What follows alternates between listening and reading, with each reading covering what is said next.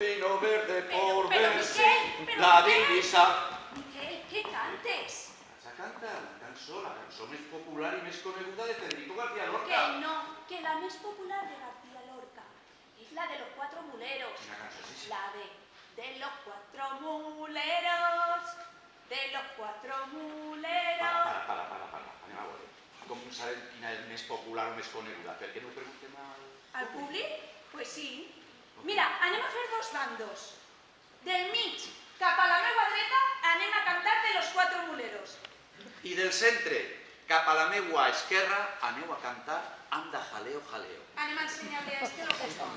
Vale, de mi. De los cuatro muleros, de los cuatro muleros, de los cuatro muleros, mamita mía, que gana el tiro, que gana el tiro.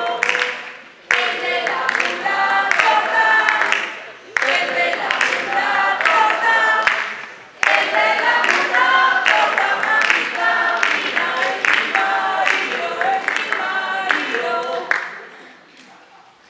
Yo me subí a un pino verde por ver si la divisaba, por ver si la divisaba.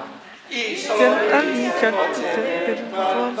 que La llevaba del dulce que la llevaba. Anda, jaleo, jaleo, anda, jaleo, jaleo. ya Ya se acaba el alboroto, ya vamos al tiroteo y vamos al tiroteo. ¿Sabes qué te di, Miquel? Que estos dos bandos sí que me agraden. a mi bando.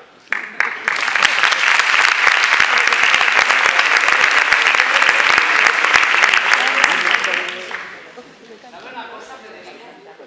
Hay un fragmento de su obra dramática que me encanta especialmente. ¿Podría recitárselo?